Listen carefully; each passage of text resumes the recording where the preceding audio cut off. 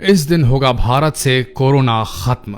आखिर वो तारीख आ गई है जब भारत को कोरोना से मुक्ति मिल जाएगी। जी हाँ, आपने बिल्कुल सही सुना।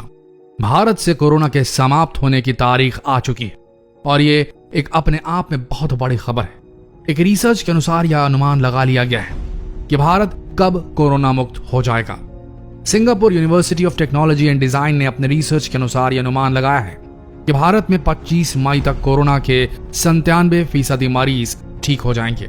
उनका यह अनुमान अब तक के 85 देशों के डेटा को मिलाकर बनाया गया है और उस डेटा में हर देश के मरीज की जानकारी है कि कब उस देश में पहला मरीज मिला, कितने लोग इस वायरस के संक्रमण से ठीक हुए और कितने लोग मारे गए।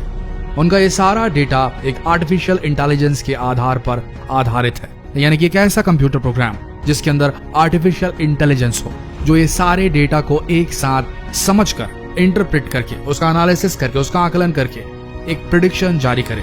और जब आर्टिफिशियल इंटेलिजेंस में ये सारे डेटा को फीड करके उससे निष्कर्ष मांगा गया, कंक्लूजन माना गया, तो आर्टिफिशियल इंटेलिजेंस इस कंक्लूजन पे आया है कि 25 मई तक लगभग भारत से कोरोना समाप्त हो जाएगा। इस रिपोर्ट में आगे अनुमान लगाया गया है कि भारत में कोरोना 1 अगस्त तक पूरी तरीके से समाप्त हो जाएगा और वहीं पूरी दुनिया से कोरोना को भगाने में 27 नवंबर 2020 तक का वक्त लग सकता है। ये बेहद बड़ी खबर है दोस्तों। बात करें मई और जून की, तो इस रिपोर्ट के मुताबिक मई के महीने में 10 देशों में और जून के महीने में 11 देशों में कोरोना समाप्त होने का अनुमान लगाया गया है। लेकिन आपको बता दें कि रिपोर्ट सभी देशों के महामारी चक्र को ध्यान में रखकर बनाई गई है।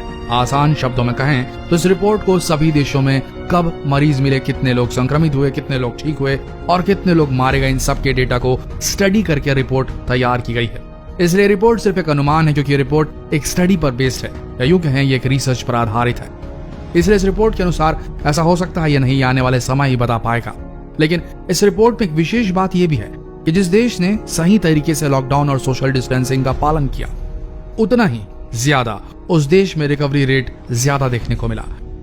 इसलिए लॉकडाउन और सोशल डिस्टेंसिंग कोरोना को समाप्त करने के लिए एक बहुत सही और अब तक का सबसे एफिशिएंट, सबसे सटीक तरीका पाया गया है। वैसे आपको बता दें लॉकडाउन कितना ज्यादा जरूरी है, आइए समझते हैं इन आंकड़ों से। भारत में लॉकडाउन के पहले हफ्ते में 22% मरीज मिले थे, वहीं तीसरे हफ्ते में नए मरीजों की संख्या घटकर 12% हो चुकी थी। 5वां हफ्ता आते आते नए मरीजों के मिलने की संख्या सिर्फ 7% तक रह गई थी। अब इन्हीं आंकड़ों से समझते हैं कि लॉकडाउन कितना जरूरी और इफेक्टिव तरीका है कोरोना से लड़ने का। भारत में सही समय पर लॉकडाउन लगा दिया गया था, इसलिए अगर पूरी दुनिया के आंकड़ों से तुलना करें तो भारत में कोरोना के नए मरीज सिर्फ 4% की दर से बढ़ रहे हैं, वहीं अमेरिका में 18% की तेजी से बढ़ रहे हैं और सबसे ज्यादा ब्रिटेन में 28% की दर से नए मरीज पाए जा रहे हैं। और इसी हिसाब से भारत अभी बहुत सुरक्षित स्थान पर बैठा है।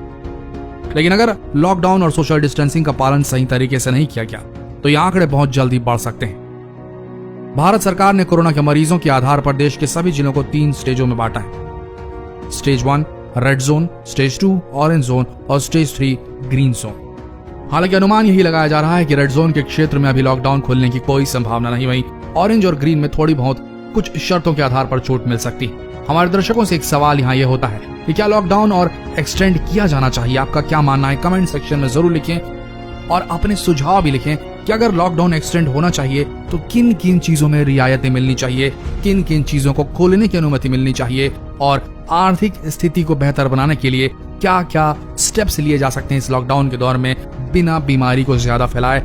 आपके जो सुझाव हैं शायद ये सरकार तक पहुंच जाएं और भला हो कुछ देश का। तो मिलते हैं अगले वीडियो में, तब तक के लिए बने रहिए हमारी इस पेज के साथ। अब तक आपने अगर इस पेज को फॉलो नहीं किया तो अभी फॉलो कीजिए।